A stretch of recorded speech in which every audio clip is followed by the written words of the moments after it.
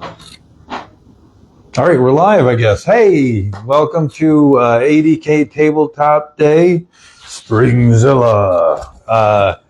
I'm John. I'm the one of the co-founders and people who put on the event. We thought we'd get together here, just talk a little bit about game mastering 101, I think we called it. Just, giving our tips and things to what we do as game masters. I'm John Lemaire, if I hadn't said that already, which I hadn't. And let me introduce my co-host here. I am Jason Blackstone. I'm not affiliated with ADK in any official capacity. I'm just here to cause problems. So you're not, so this isn't Game Master 101, this is Player 101, because that's what players do to Game Masters every time. They make our lives horrible and complicate our beautifully crafted stories time and time again. But tell me a little bit about your experience as a Game Master. I mean, why are you qualified to talk about, game mastering tips and things of that nature? Well, I first started playing basic D&D when I was 8 years old, a very, very long time ago. A couple of older friends introduced me to it. And by the time I was 10, I was already running my own games.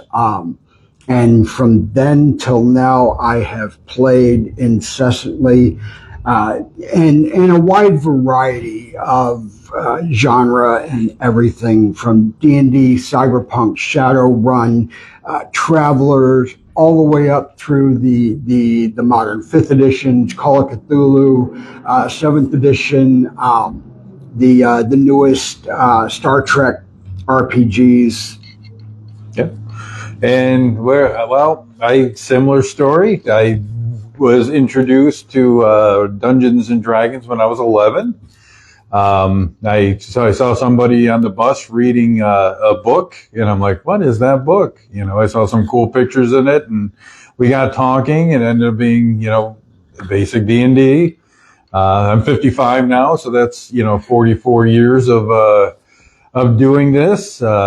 It's funny that I cyberstalked a person many years ago because I was curious, because his name was Jeffrey Warlock, spelled like the Duchy of Jeffrey, Geoff, and and his middle name was Frodo. So I'm like, his parents were our type of people. They absolutely Back before are. our type of people were our type of people. But I guess they were big Lord of the Rings fans. But anyways, I think I cyberstalked him, so he's in the military and doesn't look like he does anything nerdy. But again, that's me judging. So, I too have run, I think we all started D&D. I mean, I can find some exceptions. My wife's brothers, she said they started with Champions, but I've played everything. I'm a huge fan of game systems. I'm currently going through a free league phase right now, so I keep buying all the free league games. And I just got my copy of I think it's Trials of the White Wizard, the newest adventure that I pre-ordered forever ago. So I read the PDF and just got the hardcover for you play. Saruman is your patron in the game, and before he turns evil. But as you adventure through all the different adventures, you can affect how quickly he gets evil, and now you have a little track sheet at the end. So anyways, Interesting. Again, very, very, very much we have played everything, every genre. I've written a couple of adventures myself and self-published them for Old West Cthulhu. The Color of Candle, if you're on Drive-Thru RPG, and Get Along Little Doggies. That's my. I'll have to look for those then.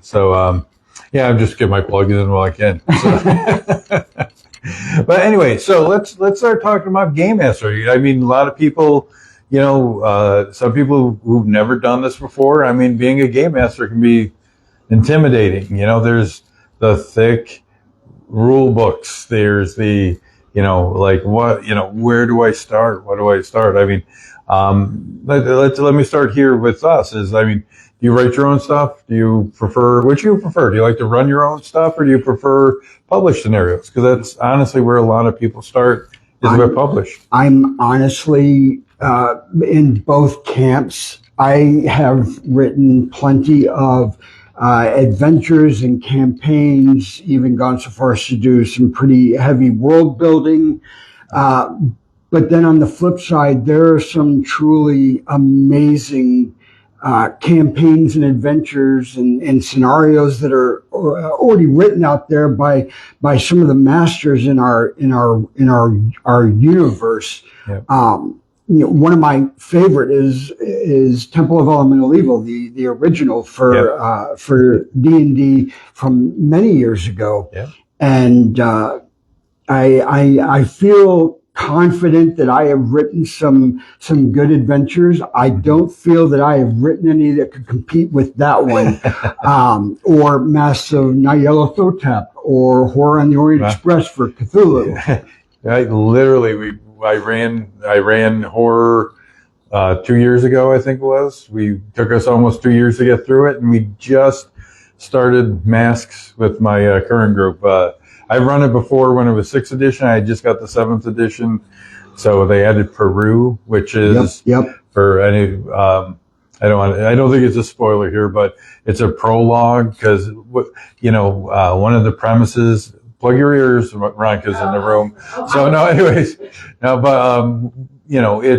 it's a classic Lovecraftian story where the players, or maybe Lovecraftian adventure, where players are pulled in because an old friend is in trouble or something's going on, and they added this Peru chapter for you to actually befriend the person and get to know them before he calls you to actually start the Masks original campaign, which I was going to do anyways. I was all set to run a couple of preludes so you get to know the person and get to like them and all the other stuff. And then, I'm like, oh, hey, that's what the Peru chapter was when I got the new book. But anyways, I'm drifting off here. So I could talk for 3 days about role-playing stuff, but, I prefer writing my own stuff, but I do enjoy a good, like you said, there's some classics. My good friend, I'll not name drop because very few people know who he is, but if you're a RuneQuest fan, you may know him. But he wrote this kind of a huge campaign for RuneQuest that is like the 6 seasons in Sartor, which is really doing very well. He's like one of the best sellers on the RQ section, or he maybe is the best-selling RQ person for the the creator content stuff. And actually, he co-wrote the adventure with a team. What was it? The new one that just came out from Chaosium. It's set in Japan, and the 2 books the Sutra. Yeah, they just he was part of that team, and they just won an award from the London, I think, Expo or something like that. So, one thing that I have done over the many years, and we were discussing this before we actually went live here, but I have a few notebooks where I have created a bunch of little tiny micro adventures that I can plug into any store-bought or campaign that I've written, so that when the players want to go off the rails and explore in the direction that you really don't want them to, I've got all of these little micro adventures that I can just pick and choose one that'll fit in with where they're what realm they're in.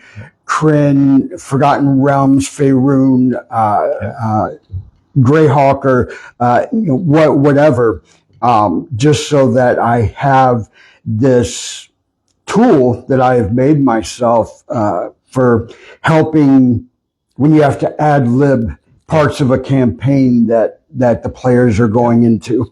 Yeah, and that is a great jump into what we're supposed to be doing here instead of talking about ourselves. Is tips and tricks and stuff like that. So, I mean, if you're writing your own adventures and things like that, I think life is a little bit easier. You know, you can, if you're an ad lib person or someone who's really good on making stuff up on the fly, you know, that's great. A lot of my adventures I've written over the years have just been a little bullet points. I just write some bullet points on a piece of paper, a rough idea of where I want the players to go, you know, and, you know, stuff like that. But I've also written stuff just like you would by a written adventure. I've written it out in detail. So, I mean, I think step one, I would say the best thing is, you know, just be prepared to be flexible. That's the number one game master tip I would give anybody is just your game. I love players and I hate them at the same time because they make the stories. They bring our stories to life, but they can also go, you can have this image in your mind of what the story is going to be and right to its epic conclusion, and they will not follow it at all. And you need to be able to accept that this isn't your baby. This is a that's what it is. It's collaborative storytelling. That's what game mastering is and role playing is in general. I tell that to people who don't do it. They ask me what it's about. I'm like, it's collaborative storytelling. It really is, yes. And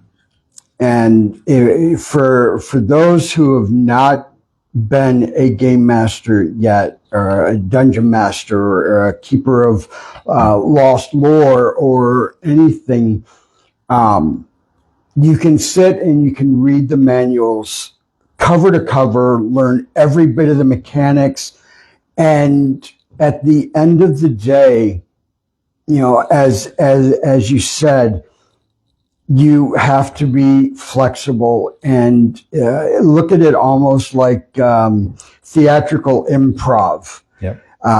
You get up there and people are you're gonna throw an idea out there at the stage, and everyone on the stage is going to just start writing their own characters based on the scenario that you described to them. And they're going to tell their character stories the way that they want to. Everything, even following a store-bought, created campaign or adventure, it's still going to grow organically from session one all the way to the end. I don't think I have ever ran a single campaign that went exactly from point A at page 1 to point R at the final page, and everyone followed in a perfect flow chart from start to end. So creativity is having the basic mechanics down and knowing the premise of your campaign, I think is probably one of the most important parts, and then just being creative on top of that. And you mentioned mechanics too, and just remember, you know, when you're working on the story, you know, to me at least, story is everything. The story is everything. We don't get into this because we like to do complicated math formulas or, you know, make sure everything is 100%. You know, well, some of us like Thaco. But in general, you know, if you're in a good flow and you're playing and someone throws a weird, crazy rule at you, don't stop the game and spend 20 minutes siphoning through 14 books to find the answer to this solution. Go with your guts. Figure out something that's fair at the table. Also, if you do something that's not fair, you know, think in your mind, you know, or I mean, if your players call to you and say that's not fair, we don't like this or whatever, you know, you can be the megalomaniac, megalomaniacal, I can't even talk today. You can be that person who says no, and if it helps your story, say, no, but I'm always willing to retcon something or go back on something if everyone at the table just says, no, that is not how it would work in real life. Again, I don't want to break, I don't want to break the story. I don't want to break the flow. I want to keep the story going, because that's the key, is you want to keep the story going, and you want it, because it's about having fun. It's not making sure you get the rules 100%. That's not what role playing is about. It's not making sure you got every rule exactly as it was written. Some things, rules can't cover every eventuality. That brings up a good point to something that you're going to deal with as a game master. And I too am 55, so I've been playing role-playing games for 47 years now.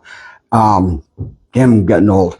I know. And to this day, I still have don't want to call them problem children, but you get the players that are going to require you to embrace some conflict resolution.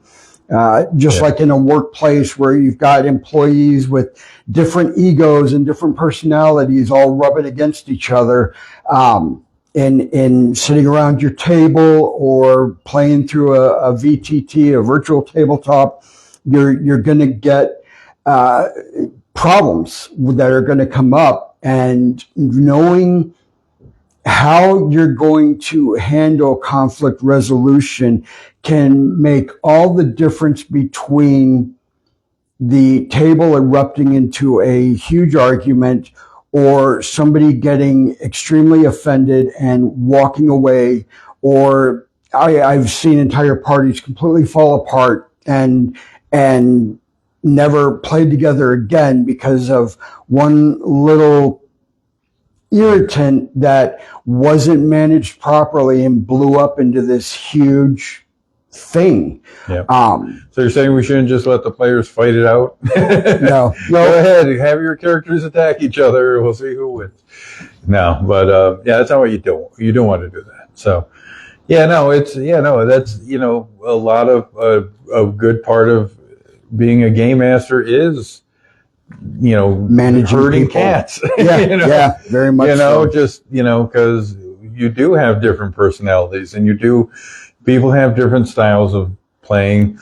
Excuse me. Sorry if that was loud.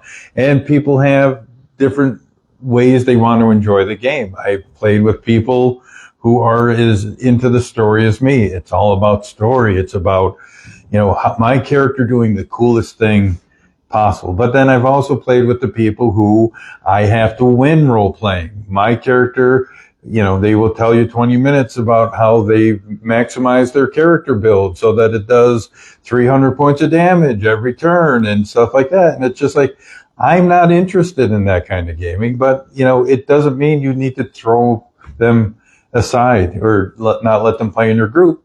So that is a viable thing. If someone is breaking your group, you need to sometimes just have that conversation, sit down and say, hey, you know what? Maybe this isn't the best game for you, it's hard. Trust me. I can't do it myself, but still. Setting expectations in the beginning. Yes.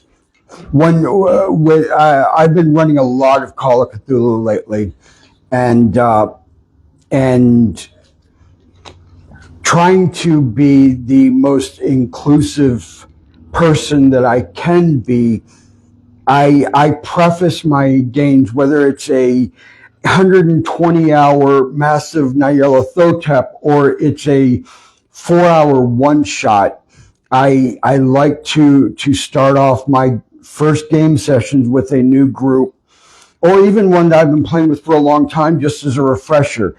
These are the things that could come up in the campaign, especially with Call of Cthulhu being gothic and cosmic horror that it is,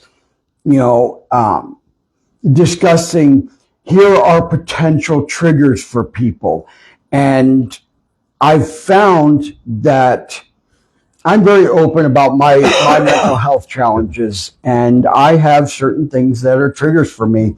And by relating the kinds of things that can bother me in games and then proceeding to cover what's just from a potential trigger standpoint, not giving away any spoilers, but sharing that with the group and then explaining to them kind of, I think, emboldens people to speak up and go, all right, well, you know what, this guy, he's a former Marine, he's a game master for so many years and everything else. If he can be bothered by, this issue or this issue, well, then let me speak up. And animals being abused is a hard no for me. And there's so many different techniques out there now where using like X and O cards or using lines and veils. Yep. But even with the trying to head off the conflict resolution in the beginning, stating, if I'm playing D&D, one of the first things I tell my players is Gary Gygax himself said the number one rule is DM's discretion. So there have been plenty of times I've fudged rolls just so that the party survived because they were inexperienced and they made some really catastrophically, epically bad decisions that it was going to kill the entire party. This group had been playing together for 30, 40 hours, and I didn't want to see them get wiped. So I absolutely fudged rolls just so that they wouldn't all die. Yep. And just to go back to what you were saying, I wanted to say something about what you were just saying. In a lot of places call a session 0. Have yourself a session 0. That's what good game master tip. If you're getting your group together, have that session 0. Talk about where do we want the campaign? What kind of campaign do we want to have? What are we looking for, like a really bloody, violent campaign, or do you want it to be more role playing and adventure? Because again, if you set those expectations up front, you're going to eliminate a lot of the conflict later in the game, because that person who wants to be, Fightor, the killing machine, and everyone else is playing a nice role-playing game, you establish that right at the beginning. You say, hey, this is going to be a heavy role-playing game. We're going to try to avoid combat as much as we can because, we don't want one whole gaming session to be a giant combat, because some games, oh yes, that is, you might as well just buckle up and, RuneQuest. I love RuneQuest. I love the lore. I love the world, but let me tell you, buckle in. If you're going to get into a combat, you're going to be there a while. That's going to be a chunk of your night. Something that people bring up to me a lot is I'm not comfortable with role playing. I'm really not. And I used to be one of those DMs that was, oh, please don't refer to your character in the third person. Please get into role playing your character. But I've realized over the years that every type of playing your character is valid. Yep. And if I'm going to let people express themselves the way that they want to and not railroad them into it, then I can't, and I really shouldn't, dictate to them how they role play their characters. I got my wife into playing Dungeons and Dragons many years ago now, and she is absolutely not a role player. Not when it comes to tabletop RPGs. And I'm still, as long as I've been playing this game, I still learn things every day. Yep. I learn new mechanics. I learn new ways of running games, and I learn, better ways of being a game master. And one of those is when someone comes up to me and says, hey, I'm not comfortable role playing, I tell them, I want you to role play to the level of your comfort and desire. Yep. Yeah, no, I've gave the, not to bring up bad stuff, but, my best friend in the world passed away last month.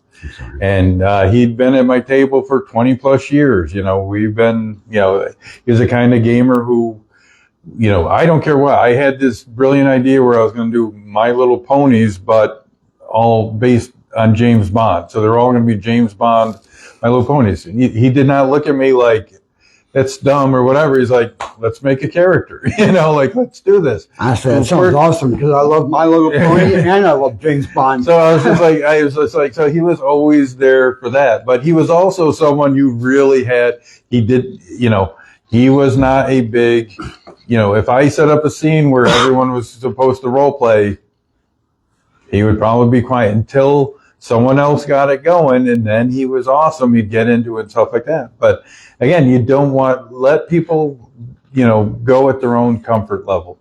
Let them, be accepted at the table. If you need them to, if they need to, say my character does this or my character does that, let it. You know what? In time, that's a skill. Maybe they'll learn it someday. They'll get more and more comfortable, and maybe they'll end up really starting to enjoy, talking in character and getting into it. But, never push anybody to do something they're not uncomfortable with, because that's, and the same thing goes with being a game master. Yeah, I do accents and voices, and I give all of my NPCs personas, so it's not just an accent, but it's a manner of manner of speaking or anything like that. I love to do LARPs and all of that. But if you're a game master that is, and I don't mean this in a derogatory term, but if you're more of a spreadsheet gamer where you want to min-max your character and you really want to find the perfect synergy between your various skills and all of that, and you approach running your games the same way, it's a valid way to play the game. And don't feel that just because this game master over here has 14 different accents that they pull into every single game, that you have to as well.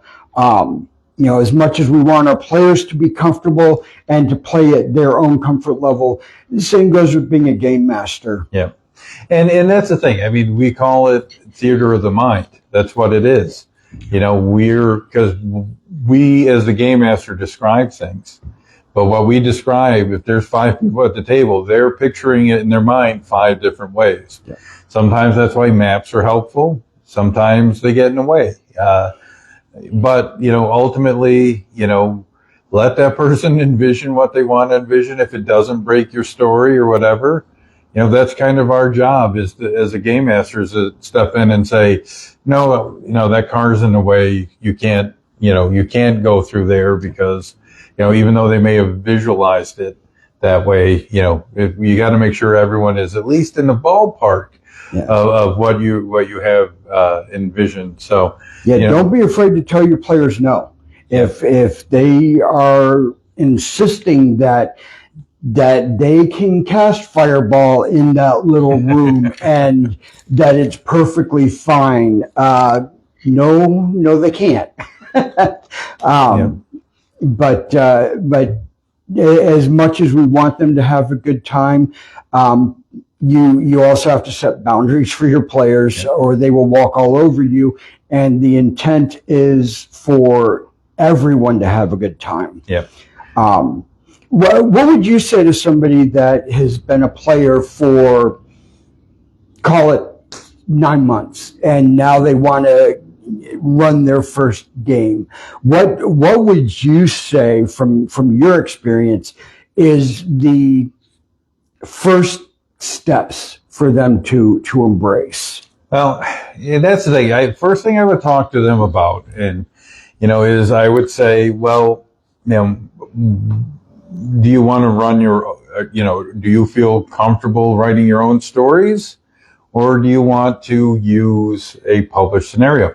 More and more companies are putting out starter sets, or they have downloadable beginning adventures, and these adventures are written specifically for people who have not run games before. They walk you through the mechanics. They really keep a nice, small, short, simple story that you can get your players into and learn the rules together. I would say, but if that's something that sounds like you would like to do, or you think that would work best for your group, start there, because, maybe you're not ready to, jump into it with both feet. But again, if you are ready to jump in with both feet, if you feel like you've read the rules, which you should know the rules fairly well, because again, players are going to come to you and say, well, how do I dodge, or how do I, what do I roll to climb up this, side of a building? You need to know what rolls they need to make, how to make it more challenging for them, modifiers to apply to the situation. If the wall is slippery or if it's got a lot of handholds in it, maybe easier. You need to know the rules first, but then after that, it's all about, taking the time. If you're going to write your own story, especially if it's your first one, I would say write some pretty lengthy, bullet points, or kind of just where you want the story to go. Look at scenes that you want. If it's a mystery, figure out what clues you want them to find. What you want the end point of the adventure to be. And if you need to write some maps, draw up some maps for yourself. Even if you have to change some stuff because this person came up with this awesome idea of sliding down the drain pipe of the building, but you didn't even have, that in your mind. Well, guess what? Now you add it, you just say, how about you? What would you suggest? So because I started running games at such a young age, I was 10. I'd been playing basic and expert D&D for 2 years at that point. And when I first was running games, I was running, store-bought campaigns. I think we all kind of started.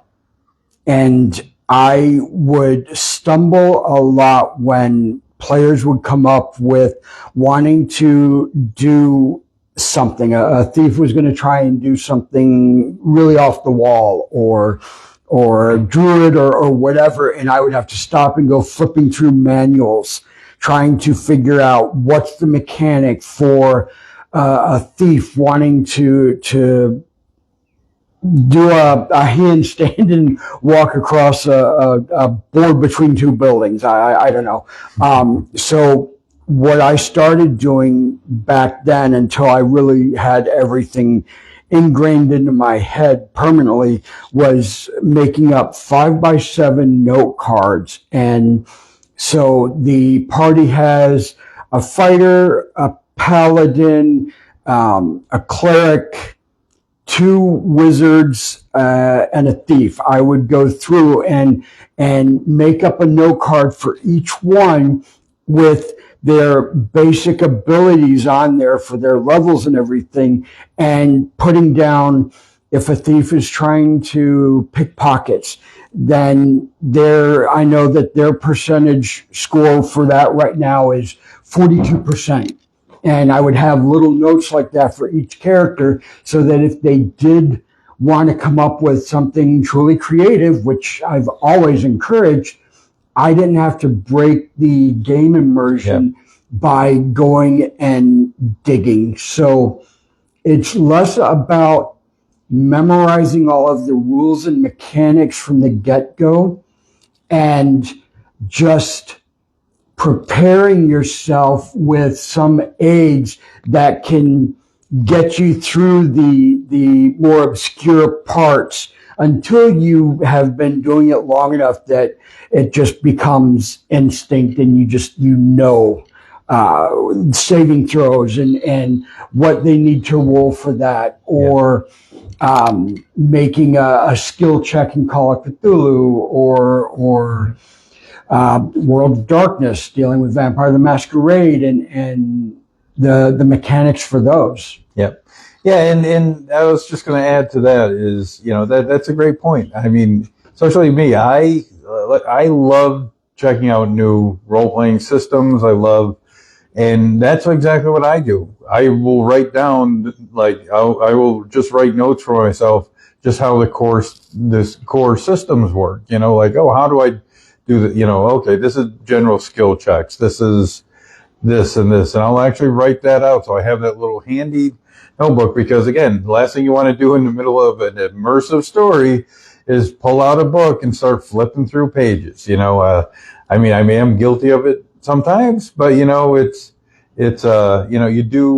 you try your best to keep the flow going and not to break up the story, because again, no one wants to watch you flip through a book. They want to hear the story you're trying to tell, or the story you're trying to tell together. So yeah, you're deep into an epic battle, and everyone's having a great time, and then somebody says, I want to throw my bastard sword at the necromancer and disrupt their spell casting. How do I do that? And right in the middle of this great epic battle, you're like, hell, I don't know. Let me go look it up. And book. 20 minutes later, you're, especially if your brain works like mine, you're deep into your 15th manual, and you're still looking, and you get sidetracked with everything that you're reading. Wikipedia is my downfall. Like in that case, exactly. The person wants to throw their sword. There's no rule for throwing a sword. Hey, guess what? How about half your normal chance of hitting? If it's a percentile system, let's cut it in half. Or if you're playing D&D, why don't we call it disadvantage? Take disadvantage, because the sword's not really designed for throwing, but hey, you just come up with something on the fly. Keep it moving again, because like I said, in that epic battle where everyone's on the edge of their seats, you don't want to be like, ooh, and come to a stop and just like flip. Okay. I think that if your first time as a game master and you're playing amongst friends, they're going to know that you're new to this, and I think that the room for error is going to be a lot gentler on you. And don't be afraid. Yeah, don't be hard on yourself, and it's not going to be great. Your first time you're ever game mastering, don't think it's going to be the best game ever. It's going to go a little clunky. You're probably going to make some mistakes. I still make them to this day. Learn from them, and just if you have good friends, they'll kind of help you out, especially if it's people you've been gaming with a long time, or even if you're playing or running a game you've played for a long time where the rules, but you've never really tried sitting at the other side of the table. Just listen to your players, have them help you, listen to what they're saying if you get stuck on something, and adjust, and just keep the story flowing and stuff like that. And don't be afraid. It's 100%. If you run a 4-hour session and it completely bombs for whatever reason, that's 4 hours of your life, and everything is going to be a learning opportunity. And you can do it better next time. And just we're not saving lives out here, at least outside of what's on paper. So don't be afraid. Be courageous as a game master. Yeah. So as some of the tips we've kind of said, playing a session 0, know the expectations from the group. If I will also say too, if you're running a published scenario, read it. Read it. You're not just going to grab it and start thumbing through and go as you read it, run the story. Read through it, and I'm not saying you should spend a month just memorizing every detail of the book, but just give it one good read through. Get a piece of paper out, make some notes, write some notes, like, okay. And whenever I read an adventure, I'm always like, what would my players do in this situation?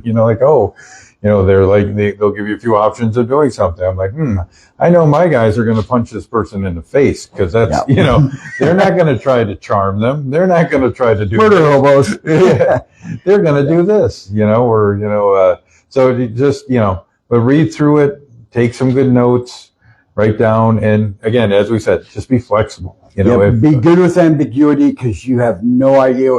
Even people that you have gamed with for 20 years, they're still going to surprise you with coming up with something new. And just don't let it throw you. Embrace the, as you said, collaborative storytelling, and have fun with it. Yep. At the end of the day, have fun. Yeah, because that's what it is. It's having fun. This isn't doing our taxes. This isn't. Well, some people have fun with that. Not me, but I'm just, it's exactly it. It's supposed to be fun. And I'll also say this as the game master, you need to have fun too. It's not just the players. Yep. It's great to tell a great story with the players and they're high-fiving each other, and that's great. But if you aren't happy and you're not having fun, I guarantee that campaign's going to end really quick, because... And the players will pick up on it too. Yeah. They'll see that you're not really putting your normal energy level into it or something. Yep. And everything that you put into the game, your players should feel compelled to match that enthusiasm. Yep. So that you're getting as much out of it as you are putting into it. Yep. So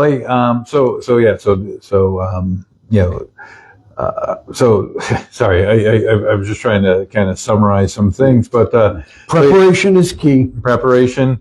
Make sure that everyone's having fun. Don't get bogged down in the rules and the details. If you run into conflict where you have to deal with some conflict resolution, if everyone honestly just respect each other and sit down and say, look, we're all very hot-tempered right now. Your characters are fighting, and that's translating to the players at the table.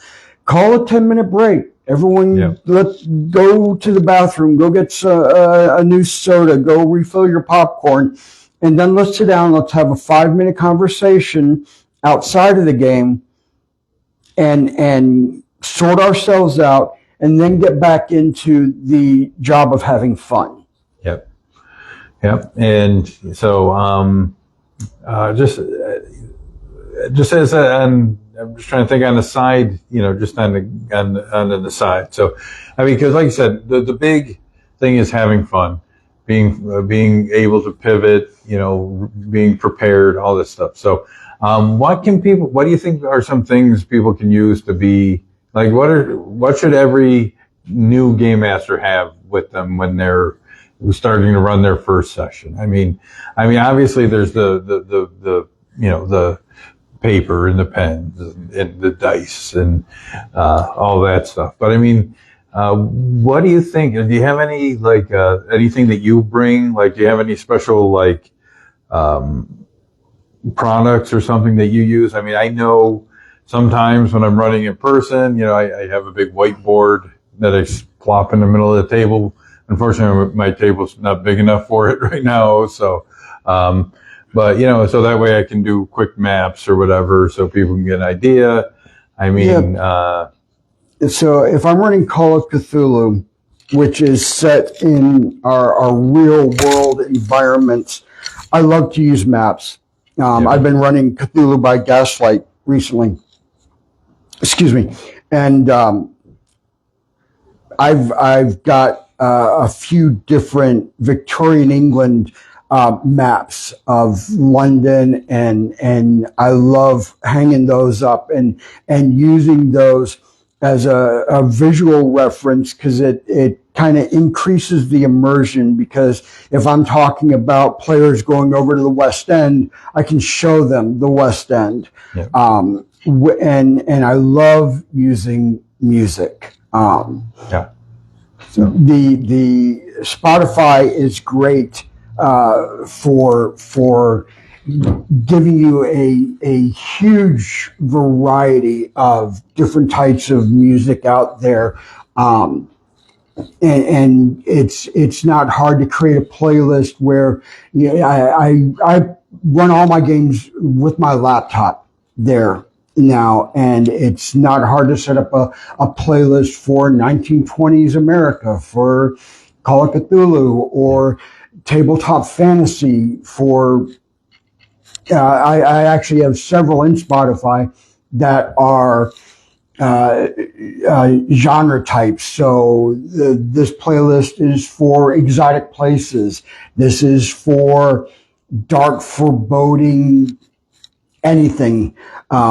This one is for thrilling combat. And I found that sound effects and music and things like that can, if it's not, I don't blast the players with it, but it nice really adds to the immersion with Call of Cthulhu and Vampire the Masquerade and World of Darkness. I love using handouts too. Yeah. And I will have to say that I say this with much jealousy that young game masters today have no idea how easy they have it with this internet thing. Because when we, old school, we were at the library, we were going through encyclopedias. Yeah. Now I wrote an adventure set on Christmas Island. I got the Google satellite imagery of the actual island itself. Yeah. So I could kind of plot out exactly, this is here, this is there, this is there. It's amazing how much easier it is to research and do all the things that us game masters need to do to bring stuff to life. Yeah, that's a good point. You bring that up. You watch these movies or these TV shows where somebody's got the whole wall of their apartment with the string going everywhere, trying to connect the dots and solving some mystery. I used to do that with my campaigns.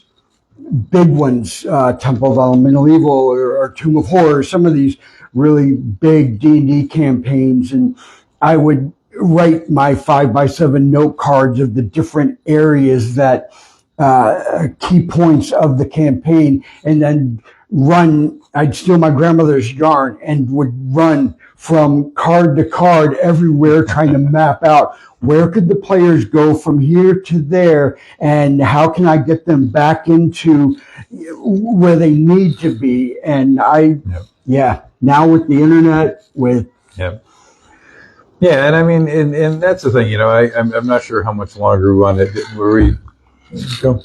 So, but anyways, I mean, and that's the thing too. I mean, because, when you're game mastering, depending on the genre you're playing and stuff like that, it goes along with that whole, being you need to be able to be flexible, like running a lot of mysteries and stuff like that. You can't, get bogged down with, my clue is in the cupboard in the bedroom. And nobody goes in there. What if nobody goes in there? What if they all fail their roll to find the clue? You know what? You got to be able to move it. You got to be able to have that clue come up at least. I think there's a rule of 3. There should be 3 different places for every clue that they're looking for, because you got to be you need to be able to pivot, like we said earlier.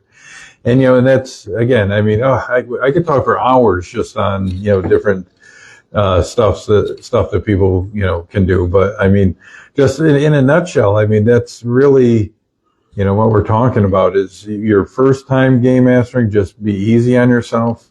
Understand, it's going to be maybe not the smoothest of games. It's going to be rough, especially if you've never played the game before. It's going to be even rougher, I can guarantee it. But I would say if you're going to run a game as a game master, I would try to be a player at least for one adventure, and it's so that the basic mechanics. Because being a game master is just being a player, only more so.